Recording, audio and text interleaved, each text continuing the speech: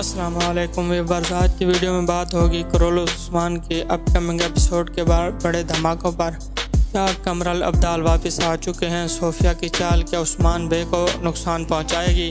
जगीत आलब कब बेनकाब होगा? और क्या हलीमा का किरदार ख़त्म होने वाला है? सब जानेंगे, वीडियो को आखिर तक ज़रूर देखिएगा।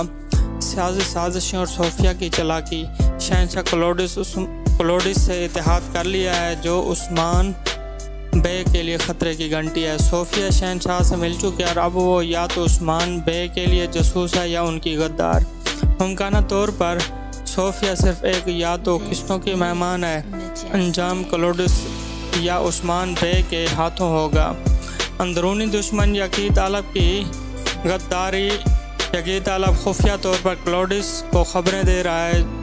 पूजा बे जैसे ही शक करेंगे, यकीत आलब का खात्मा उन्हीं के हाथों होगा, क्योंकि गद्दारी की सज़ा सिर्फ मौत है। उस्मान बे के मंसूबे के लीक होने से नुकसान होगा, लेकिन वो जल्दी पलटवार करेंगे। नए किरदार तुर्क गाजी की वापसी और कमरल अब्दाल का मामा तुर्गत गाजी की एंट्री सीरीज़ में नई जान डाल दी है। भेड़िए के खालू वाले जंगजुओं कमरल अब्दाल लग रहे हैं, लेकिन हकीकत में वो नहीं हो सकते, क्योंकि तारीख के मुताबिक उनकी वफ़ात 1286 में हो चुकी थी, जबकि मौजूदा दौर 1316 का है। गालिब इम्कान है कि ये कोई नया सरदार है, शायद तुर्गत का पुराना दोस्त।